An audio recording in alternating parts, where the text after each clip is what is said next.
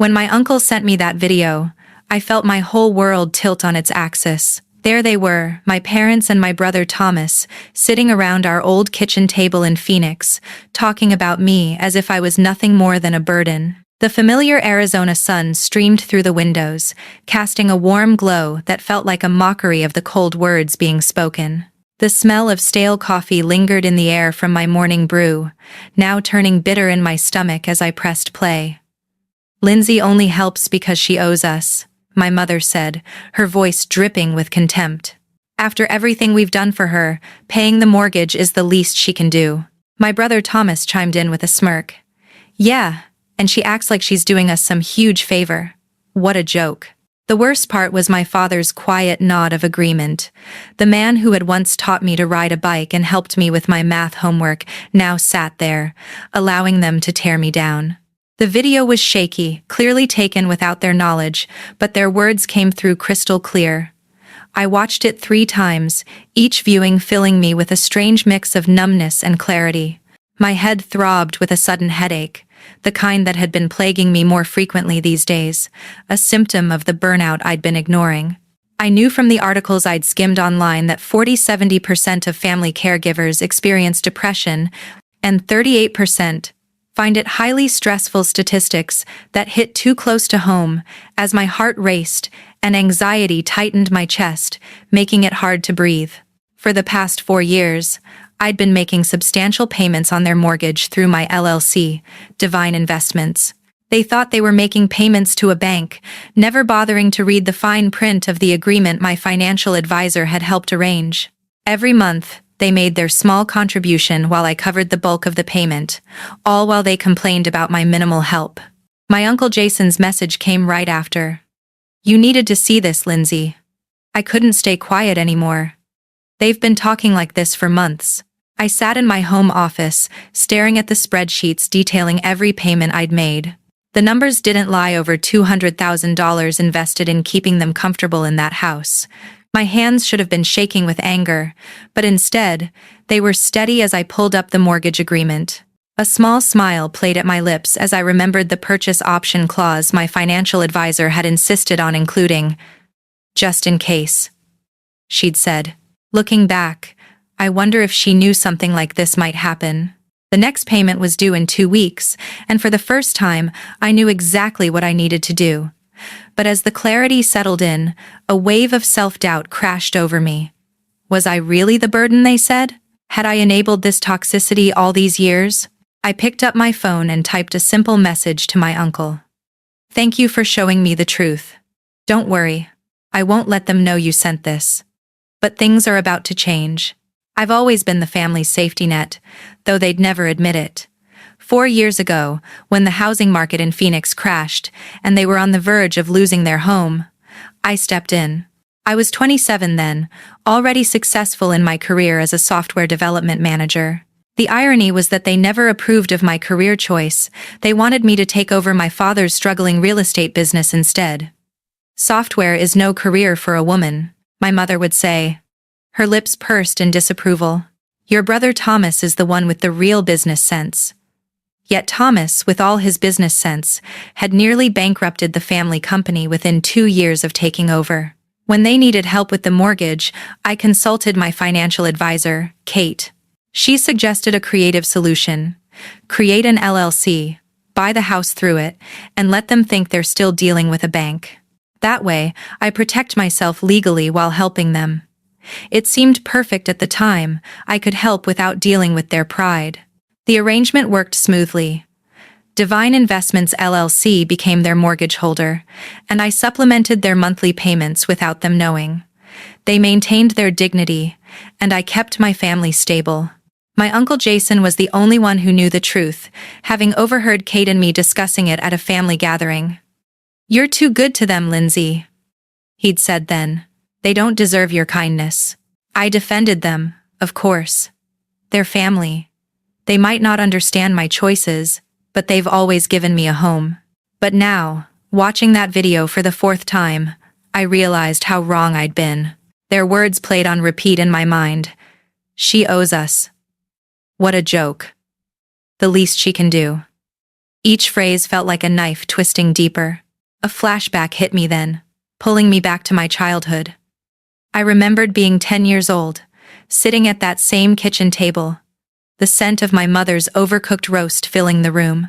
I'd forgotten my homework, and instead of helping, she launched into a guilt trip.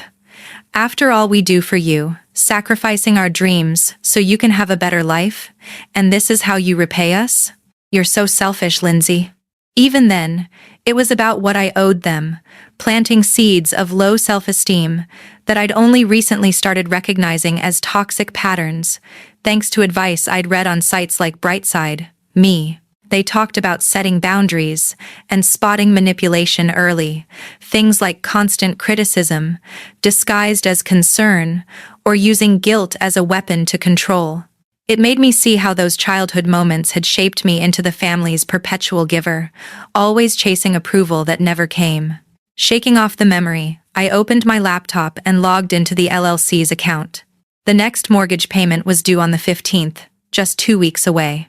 They had never been late before, always transferring their portion like clockwork. But now, knowing how they really felt, I had no intention of covering the rest this time. Let them face the consequences of their ingratitude. Let them deal with the bank on their own. They had no idea that their daughter, the worthless burden, was actually their landlord. The thought brought a wry smile to my face. Sometimes, karma needs a little push. But the numbness was wearing off, replaced by a gnawing anxiety that kept me up that night, tossing and turning with insomnia, another burnout symptom I dismissed as just stress from work. I grabbed my phone in the wee hours and scrolled through online forums, landing on a Reddit-like support group for adult children of toxic families, inspired by those AITA stories where people shared tales of parents demanding more while mocking their kids' successes, or siblings hiding windfalls and attempting blackmail over fabricated debts. Reading posts about families snooping into personal files or refusing help after years of exploitation made me feel less alone. One story mirrored mine, a user who secretly paid off a parent's mortgage only to overhear mockery at a family gathering. The comments urged setting boundaries and seeking therapy, echoing the psychological advice from Good is about healing through self-reflection and surrounding yourself with positive people. I even posted anonymously, venting about the video, and the responses flooded in. You're not crazy. That's emotional abuse. Get out and protect yourself. It was empowering. A small step toward reclaiming my narrative. Yet, as dawn broke, that self-doubt crept back in. What if I was overreacting? What if family really did mean putting up with this forever? I pushed it aside, focusing on the plan forming in my mind. The video wasn't the end of it. My Uncle Jason sent me more evidence the next day. Screenshots of family group chat messages I'd been deliberately excluded from. They'd created it 6 months ago, appropriately named Family Finances. Each message felt like another betrayal, deeper than the last. But as I scrolled through them, my phone buzzed with a new text from Thomas, hinting at something even worse. Hey sis, we need to talk about that old college tuition thing. Mom says you might owe us more than you think. My blood ran cold, little did I know. This was just the beginning of their twisted attempts at leverage. That cryptic text from Thomas lingered on my screen like a dark omen, but before I could process it fully, my Uncle Jason followed up with the promised screenshots, each one landing in my inbox like a fresh wound. The group chat they'd excluded me from was a treasure trove of betrayals, inspired by those Reddit AITA stories I'd read about families hiding windfalls or attempting blackmail over past debts.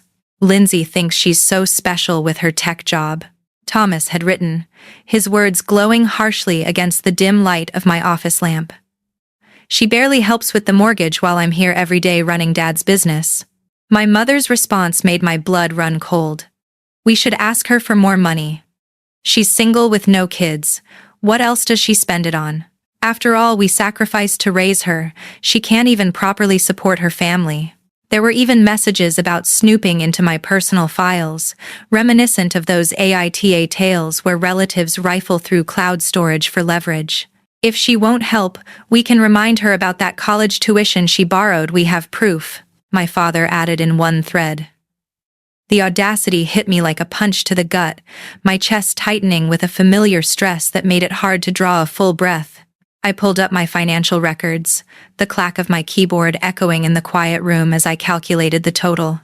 Hands trembling slightly, not from anger this time, but from the exhaustion that had been building for years. I tallied it all. Over the past 4 years, I'd contributed $267,843 toward their mortgage through Divine Investments, while they had only paid $52,500. The monthly payments to the bank were the bulk of it. They had no idea I was covering an additional $5,400 every month. As the numbers crunched on screen, a wave of burnout washed over me, the kind backed by those stark statistics.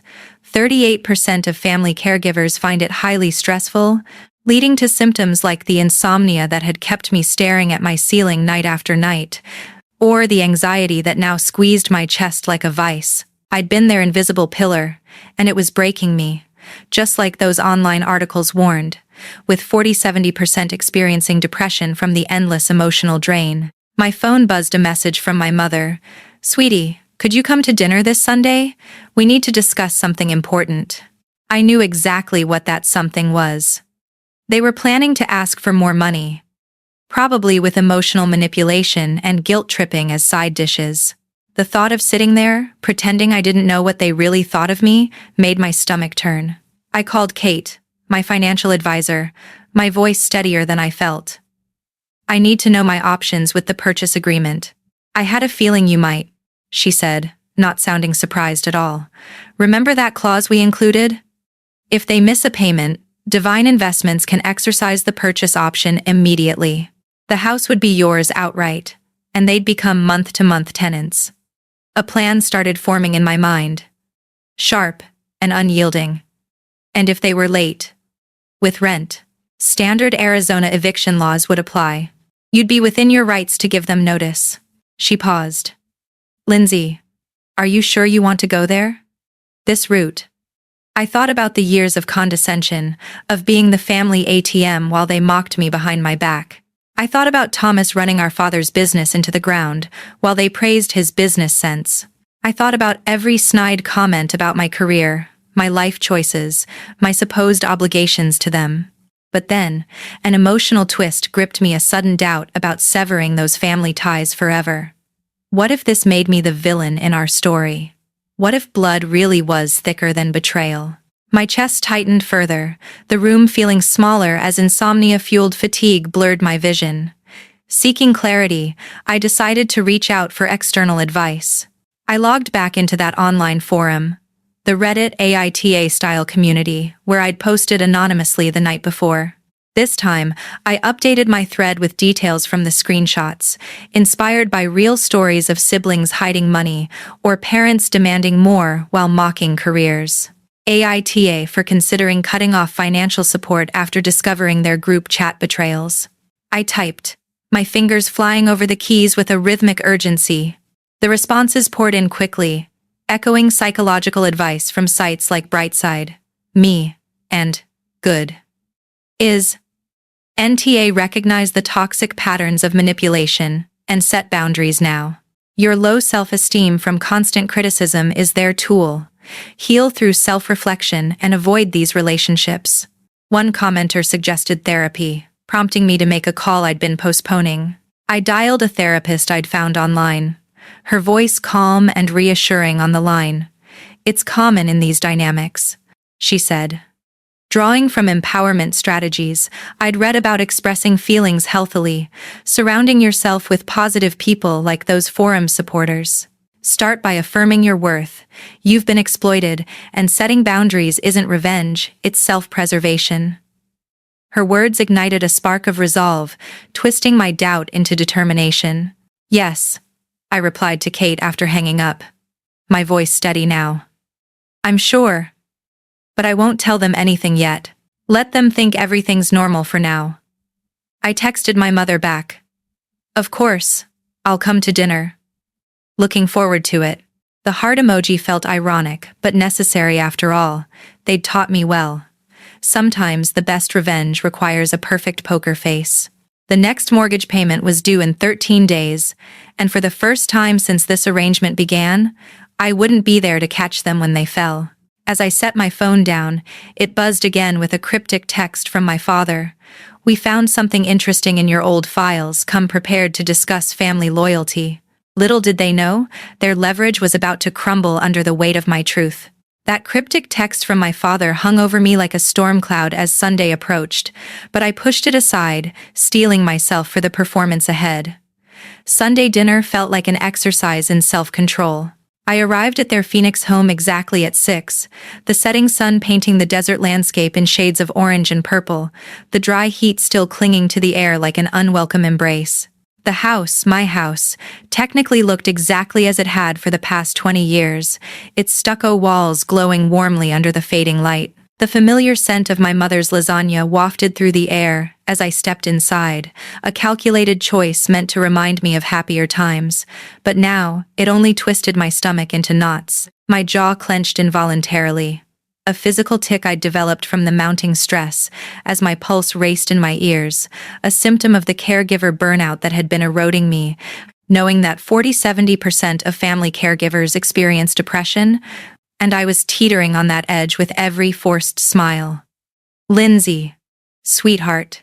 My mother rushed to hug me, her designer bracelet catching the light. I noticed it was new, probably purchased with money they should have put toward their mortgage payment, due in 9 days. Thomas sat at the dining table, looking smugger than usual in his pressed business casual attire. "Hey, sis.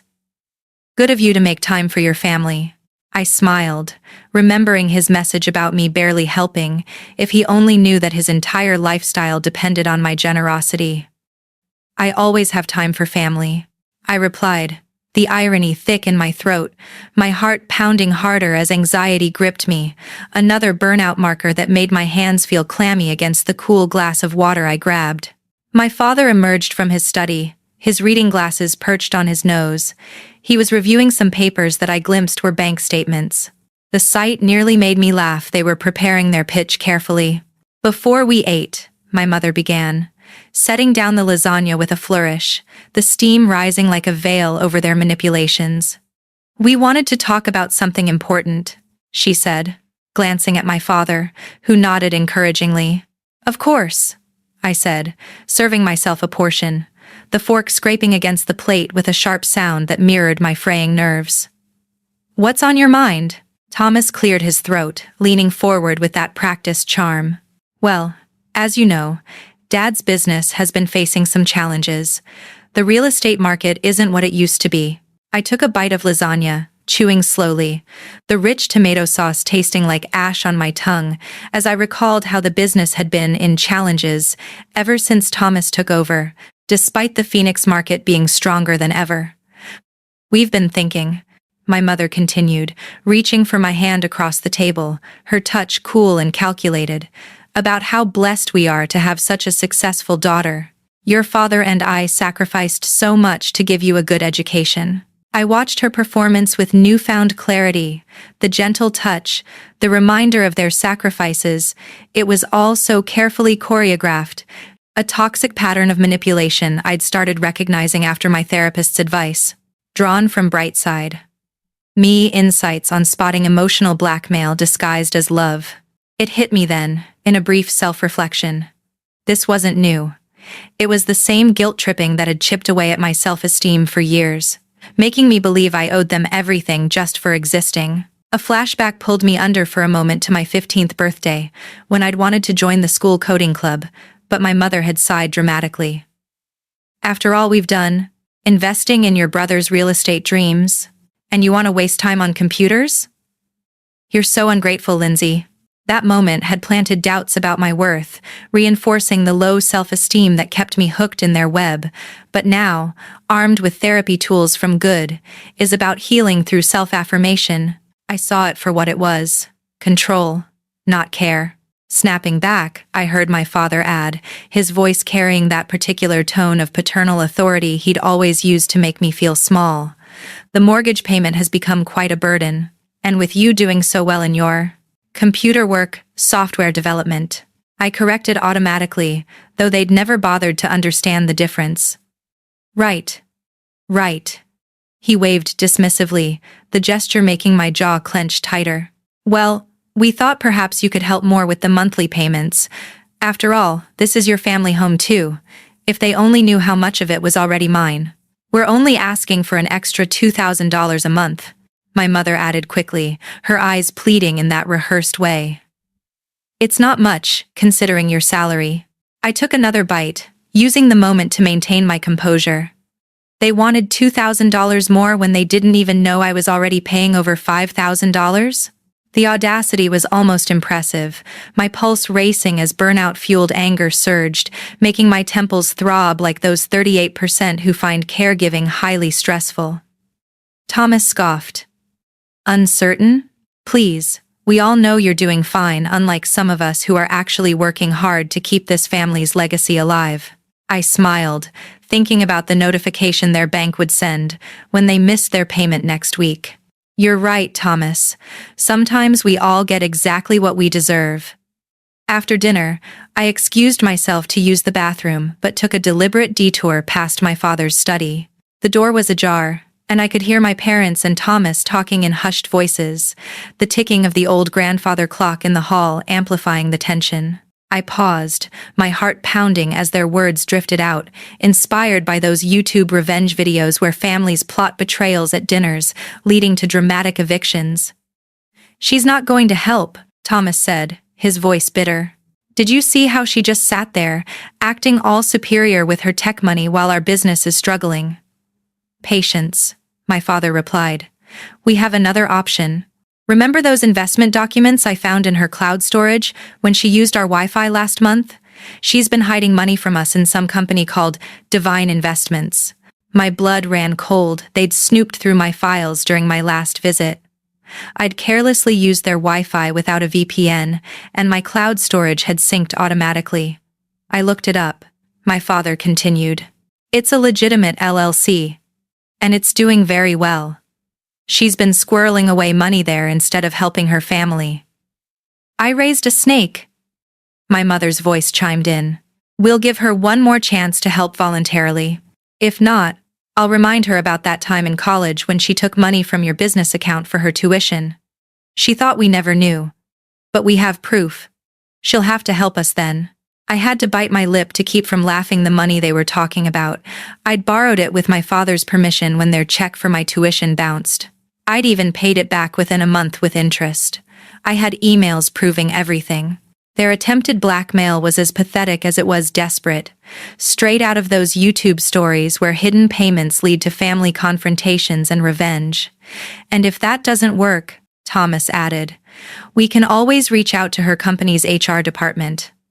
Ask some questions about her mental stability, maybe suggest she's been stealing company resources for personal projects. That would get their attention. The casual way they discussed destroying my career sent ice through my veins, my fists clenching at my sides as a wave of depression-tinged rage hit me. These people weren't family. They were parasites wearing family masks, and the burnout stats flashed in my mind, validating my racing pulse and the exhaustion that made my legs feel heavy. I quietly slipped back to the bathroom, flushed the toilet for show, then returned to the dining room. They filed back in moments later, all wearing practiced smiles. Lindsay, dear, my mother said sweetly, have you given any thought to what we discussed about helping more with the mortgage? I met her gaze steadily.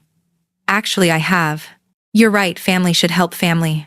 I'll have an answer for you in about 8 days. The timing wasn't random. Their mortgage payment was due in 8 days, and I knew exactly what would happen when they missed it. Divine Investments would finally reveal its true ownership. 8 days, Thomas frowned. Why such a specific timeline? I stood up, gathering my purse, the leather cool against my heated skin. Just need to check some things with my financial advisor. You understand, right? Being careful with money is just good business sense. I smiled at Thomas as I echoed their favorite phrase. My mother walked me to the door, pulling me into another calculated hug, her perfume cloying and overpowering. We knew you'd understand, sweetheart. Family always comes first.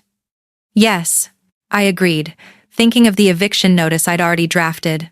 Family always gets exactly what it deserves. As I drove home, the city lights blurring through the windshield, I called my Uncle Jason. "You were right about them," I said when he answered, my voice steady despite the lingering adrenaline. "But don't worry, I'm done playing the silent partner in their little drama. It's time for the final act." The week crawled by with excruciating slowness, my family keeping up their pressure campaign with daily texts about their urgent financial situation, each message only strengthening my resolve. But as I forwarded everything to Kate, my phone buzzed with a suspicious email from an anonymous account, attaching what looked like altered documents from my past. Little did I know, their desperation was escalating into something far more dangerous.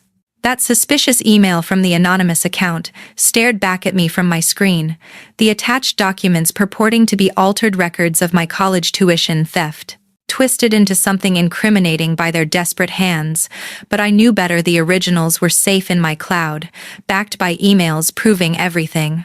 It was their escalation into outright fabrication, inspired by those YouTube revenge videos where families resort to forgery in betrayal stories, but it only fueled my fire. The week crawled by with excruciating slowness, my family ramping up their pressure campaign like clockwork.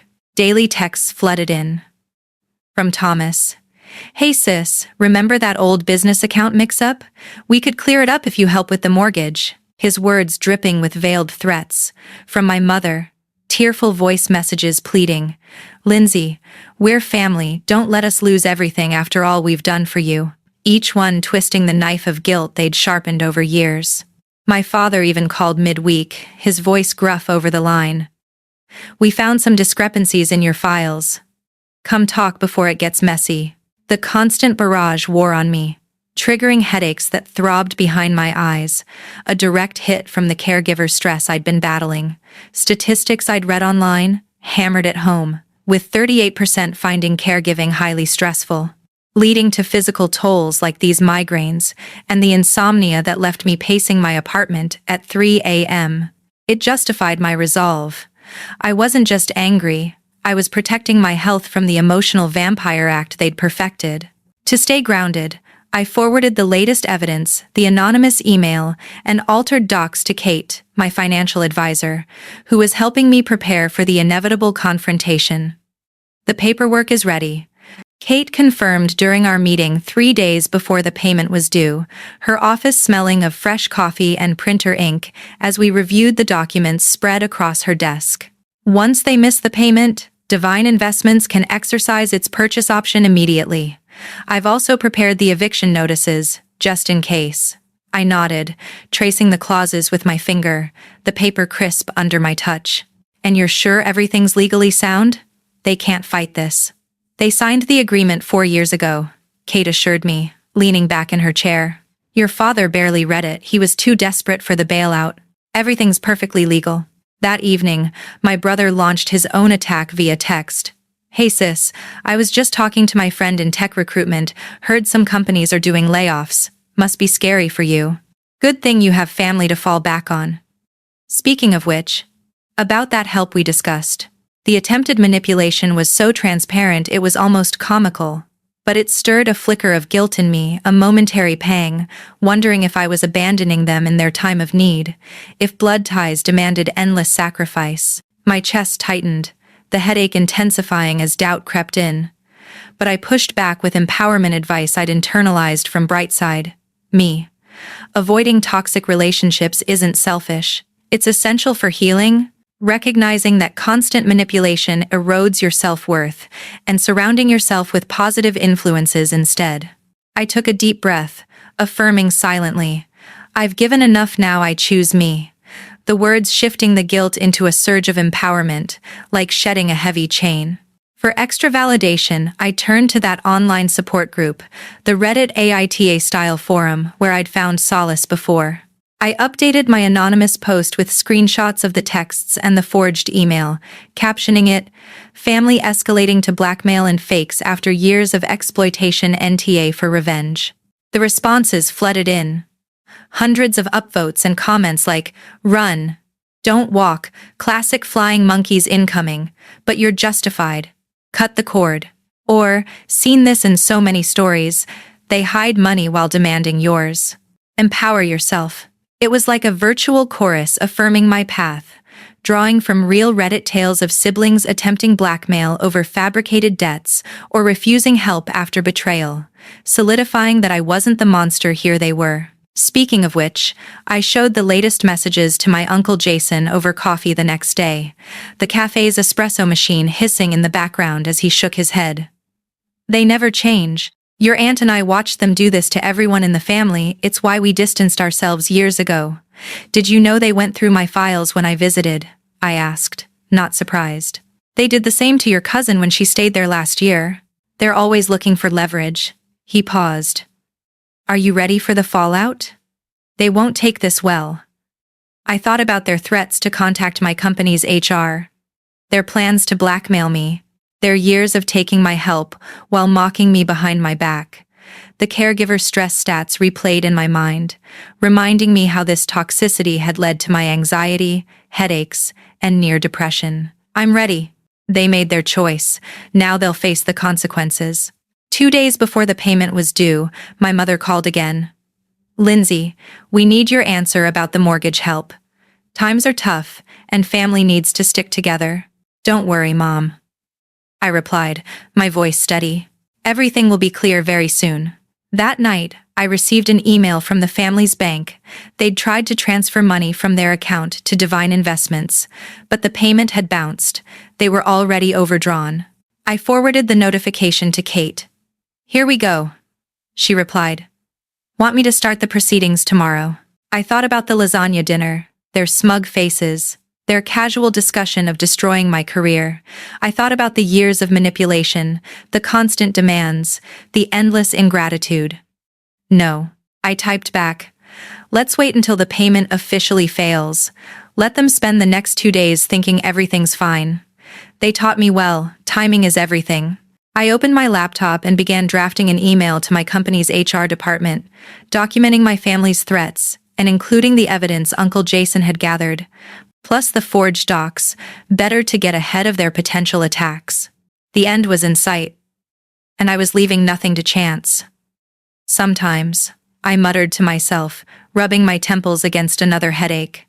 The best revenge is simply letting people face the consequences of their own actions.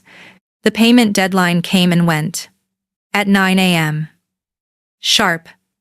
Divine Investments' automated system sent out its default notice. I watched my phone, counting down the seconds until the inevitable call. It took exactly 12 minutes. Lindsay. My mother's voice was frantic. Something's wrong with our mortgage payment. The bank is saying we defaulted, but that's impossible. We need your help immediately. Actually, I replied calmly, my heart steady now, empowered by the online validation and self-reflection. Divine Investments isn't a bank, it's an LLC, my LLC, to be specific. The silence on the other end was deafening. What? She finally whispered, her voice cracking. Check your email. You'll find a notice explaining that due to your default, Divine Investments is exercising its purchase option. The house is now legally mine. Your status has been changed to month-to-month tenants. This is a joke, she stammered, panic rising. No joke. I've been covering the majority of your mortgage for 4 years while you all mocked me behind my back, called me a burden, plotted to blackmail me, threatened my career. Uncle Jason showed me the video. He showed me everything. Now, about your tenancy. Your first rent payment is due in 30 days. I suggest you start looking for somewhere else to live. My father's voice suddenly broke in. They'd put me on speaker. You ungrateful. Careful. I cut him off, my tone icy. Is that any way to talk to your landlord? The eviction notice is ready. Don't make me serve it sooner than planned. I ended the call, a final rush of empowerment washing over me as I blocked their numbers, the screen going dark like closing a chapter. But within minutes, my email began filling with messages from flying monkeys, distant relatives, and family friends, guilt-tripping me with lines like, "How could you do this to your own parents? Family forgives. Lindsay, think of all they've done." Or, "You're being cruel. Blood is thicker than money." I deleted them all without reading fully. Drawing strength from good is advice on avoiding toxic enablers and building boundaries. But as I refreshed my inbox one last time, a message from Thomas slipped through an alternate email. "This isn't over, you'll regret this," hinting at a desperate legal challenge brewing. Thomas's threatening email echoed in my mind as the days turned into weeks, but I knew their bark was louder than their bite still. I braced for the storm. The eviction process began methodically, with Kate guiding me through every step, her calm voice over the phone a stark contrast to the chaos brewing on their end. First came the formal notice. As month-to-month tenants, they had 30 days to pay rent or vacate. The document delivered by certified mail, its arrival confirmed by the tense silence that followed. But true to form, they didn't go quietly. Within a week, their lawyer, a sleazy family friend who'd handled Dad's botched real estate deals, filed a frivolous challenge, claiming the LLC arrangement was fraudulent and that I'd coerced them into signing under duress. It was straight out of those Reddit AITA stories where betrayed siblings drag things to court over hidden assets, or YouTube revenge videos where families attempt desperate legal twists only to have them backfire spectacularly. Kate laughed when I forwarded the filing. "This won't hold water, the signatures are theirs, the terms clear, it'll be dismissed in pre-trial." And it was. The judge tossing it out after a brief hearing I attended virtually, the screen flickering as their attorneys' arguments crumbled like dry desert sand. But they didn't stop there.